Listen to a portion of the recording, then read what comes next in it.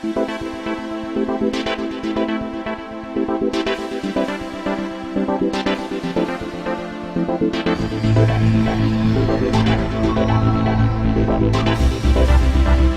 by his example right here that his work is pretty amazing. So we're fortunate to have him, and he's going to talk about building cabinetry. So with that, Wayne, come on up.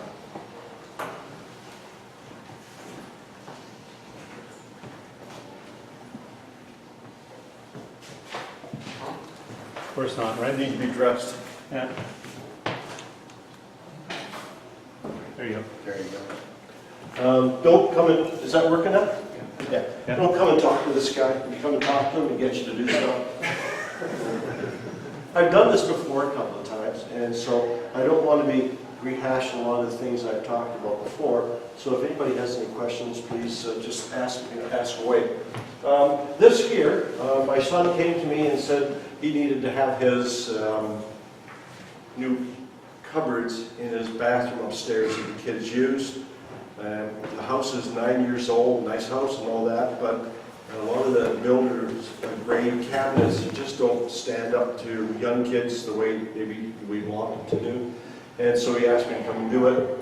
One of the other problems is, and I'm going to try to ask you to sort of visualize a bathroom, for example. You're in the hallway, there's the doorway, you walk in, and the door opens this way.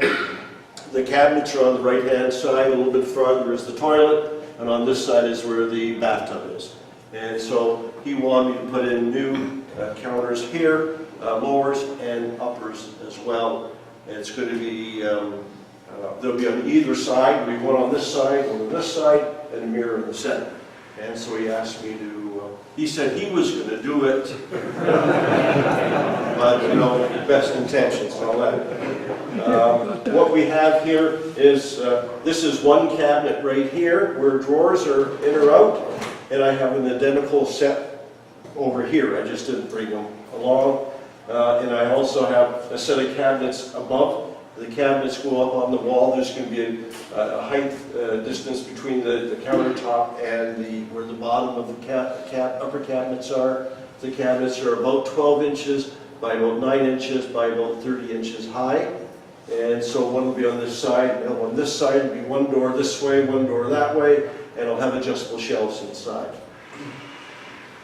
Whenever you start to do any cabinetry, the very first thing you have to do is draw out the room. You have to have a good example of what is it you're going to go into. In this particular cabinet that I was doing, as I said to you, you have the, I'm going to move this out of the way for just a second. You come in the doorway here, and the door opens up.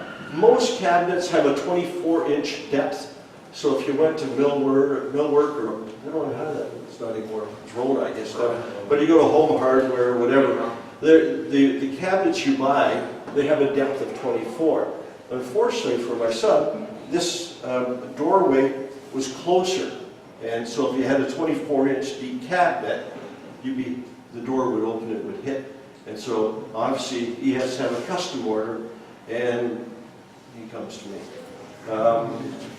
So whenever you order, whenever you build these things, you have to keep in mind where is it you're going into, how far. He wanted something about 63 inches long.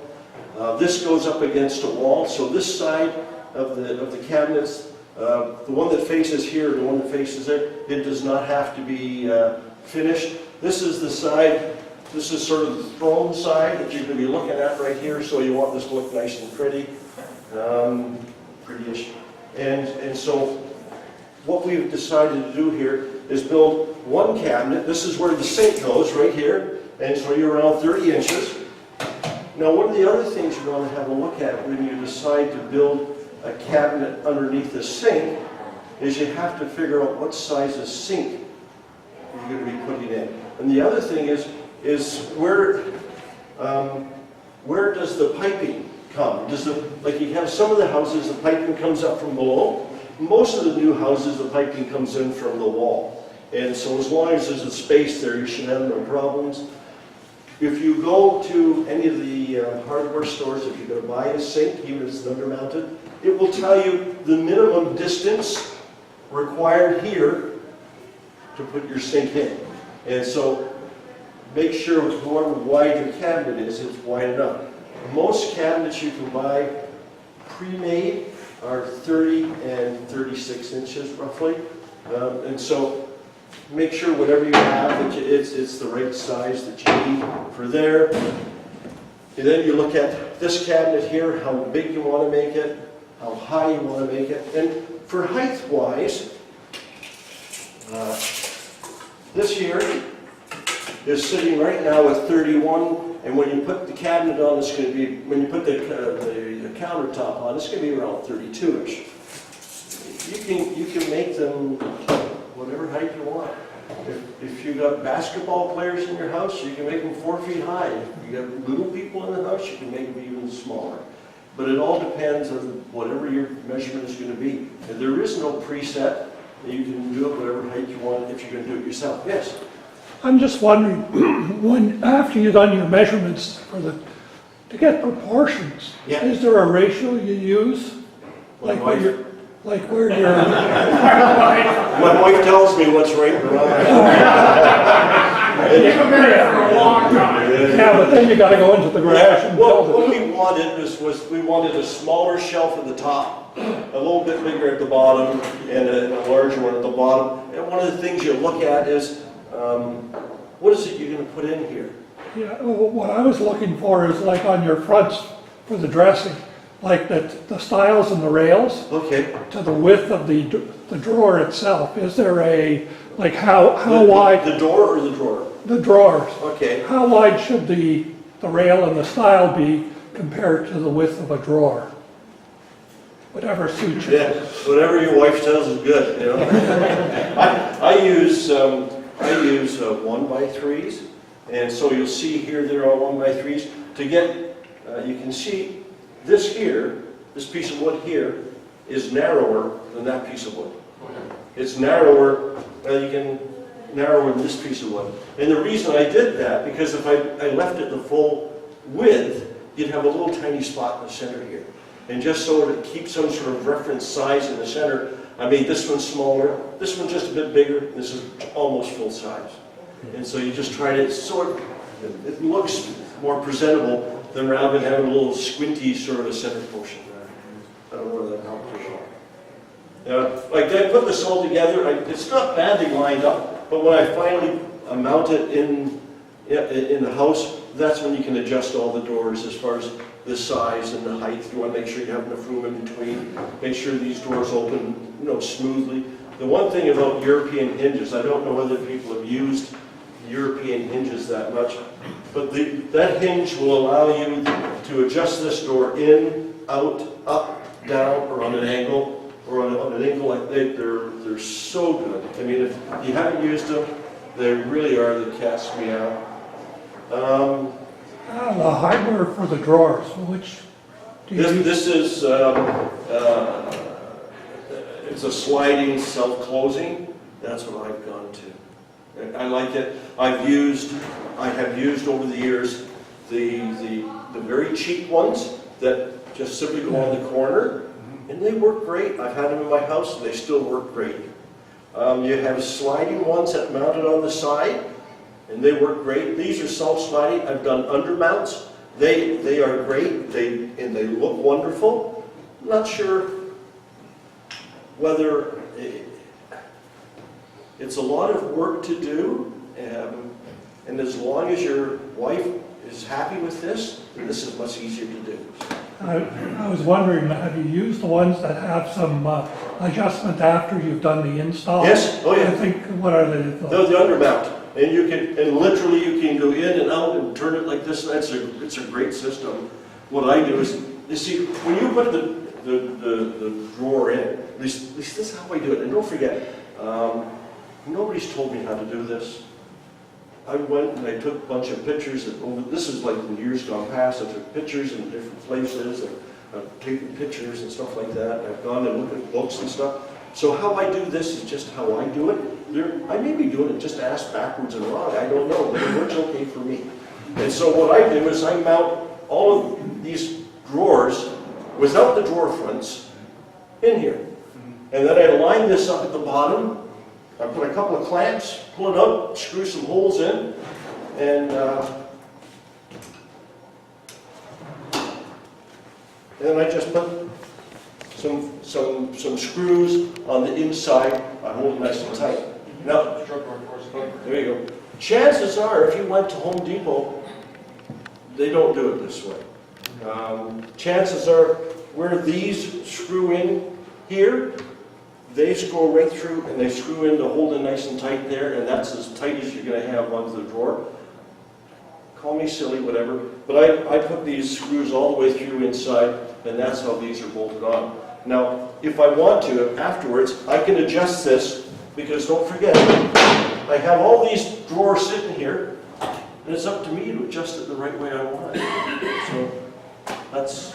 Where do you pick up the hardware? But you can get it at Home Depot, you can get it a number of different places. There's everybody out there has some stuff. No preference on They're all the stock same. or? They're all the same. They really are, whether you go Richelieu, whether you go to different stores around, they're all very, very similar. And how do you do the top drawer, when you put the face on?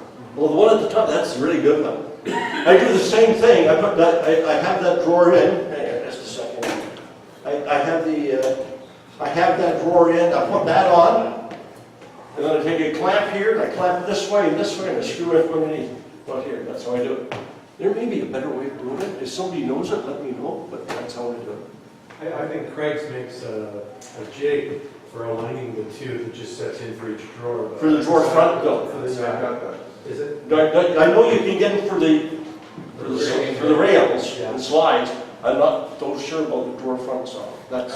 So how do you put the rails on? That's my thing. I can never get. With these here? Yeah, I could never. You know what? The best bet is, I use a piece of wood. Yeah. Slide it underneath, put this one down, put underneath in, and don't forget the back, the offset here.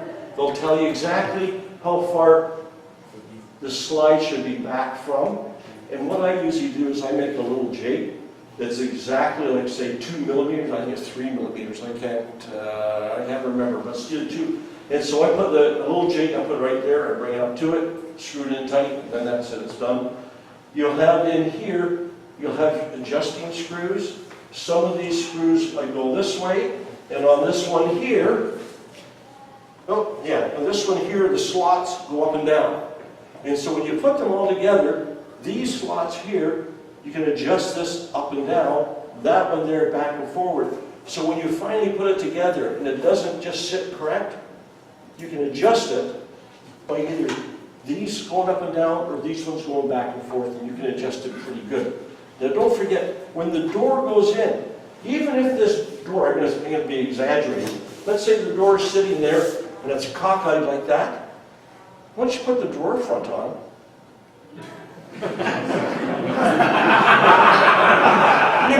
you may have your ballpoint pens rolling to one side, but the reality is, as long as it's not off by a lot, nobody's going to know any different. Unless you have the little wife telling you to fix it. Which has happened. So that's that cabinet done, and I've got off topic, but yes. Not the important, just why is your doors not done with the drawers? Good question. This here is where the sink is. And when you open this drawer up, if you had this at the same height as this is right here, you'd see the bottom of the sink. And so you drop it down a bit so it hides the sink. So when you're standing up, you're looking down, you're not going to see the bottom of the sink underneath when you open the front door. Well, wouldn't you make the door level higher so that it matches? My wife likes this way. You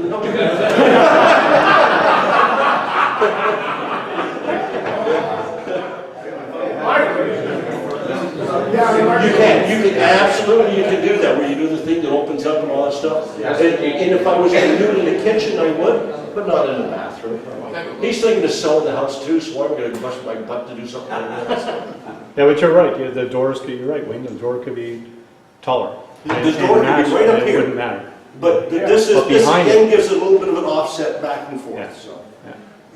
So there's two different cabinets you have here, That's one here, yes. and how would you join them together? When you Okay. Well, let me let me do a little bit further on. When you go to make these cabinets now, and I'm going to do this one here.